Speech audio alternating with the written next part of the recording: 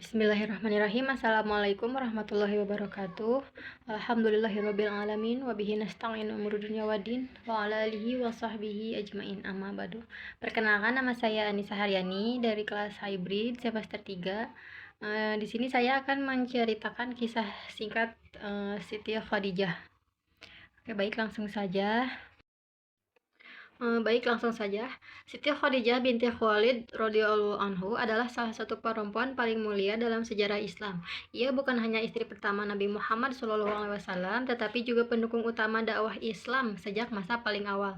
Keimanannya yang kokoh, kecerdasannya dalam berpikir, serta pengorbanannya yang total menjadikan Khadijah sebagai fondasi penting bagi perjuangan Rasulullah SAW dan tegaknya Islam. Siti Khadijah berasal dari keluarga Quraisy yang terpandang. Ayahnya, Khuwailid bin Asad, adalah tokoh terhormat di Mekah, dan nasab Khadijah bertemu dengan Nabi Muhammad SAW pada Qusay bin Kilab. Sejak sebelum Islam, ia dikenal dengan julukan At-Thahirah, yang berarti perempuan suci dan terjaga kehormatannya. Julukan ini mencerminkan reputasi Khadijah sebagai perempuan bermoral tinggi di tengah masyarakat Arab jahiliyah. Dalam kepribadiannya, Siti Khadijah dikenal sebagai sosok yang cerdas, tenang, visioner, dan penuh empati. Ia memiliki keteguhan prinsip dan keberanian mengambil keputusan besar. Di masa ketika perempuan sedang dipinggirkan, Khadijah tampil sebagai figur mandiri yang disegani dan berpengaruh, tanpa kehilangan kelembutan akhlaknya. Siti Khadijah juga adalah seorang pengusaha sukses. Ia menjalankan perdagangan lintas wilayah seperti ke Syam dan Yaman dengan sistem kemitraan. Banyak laki-laki Quraisy bekerja untuk mengelola perdagangannya. Karena reputasi Nabi Muhammad SAW sebagai Al-Amin, Khadijah mempercayakan beliau untuk memimpin kafilah dagangannya ke Syam.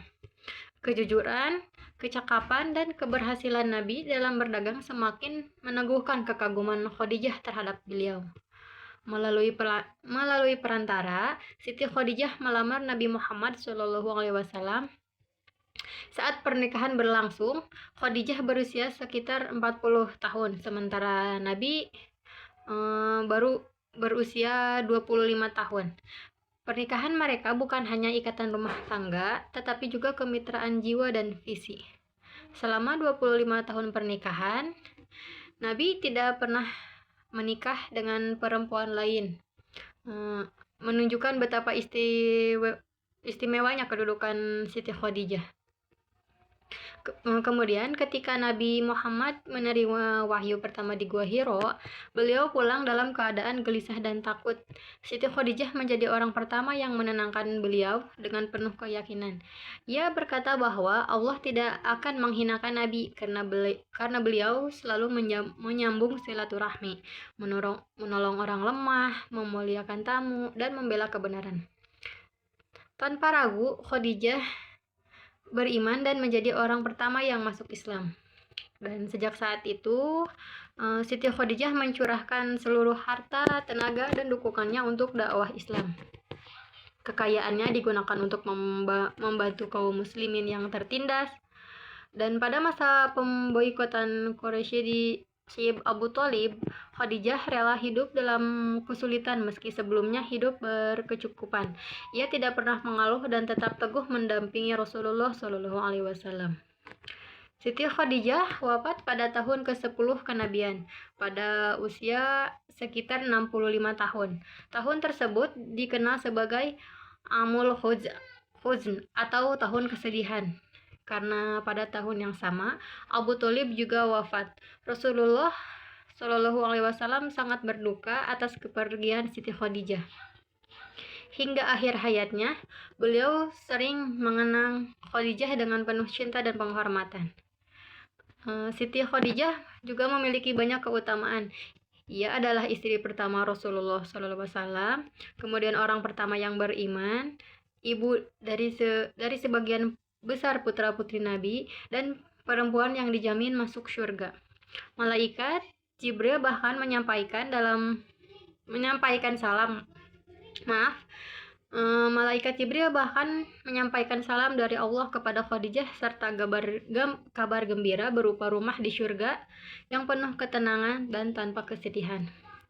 Dari kisah Siti Khadijah radhiyallahu anhu, umat Islam belajar tentang keteguhan iman, ketulusan dalam mendukung kebenaran, serta peran besar perempuan dalam membangun peradaban.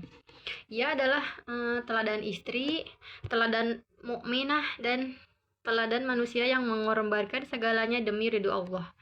Kisah hidupnya bukan hanya untuk dikenang, tetapi juga diteladani sepanjang zaman. Baik, mungkin itu saja kisah singkat dari Siti Khadijah, istri Nabi. Ya, mungkin itu. Mohon maaf apabila masih banyak kekurangan. Sekian dari saya, wabillahi taufiq wal hidayah. Wassalamualaikum warahmatullahi wabarakatuh.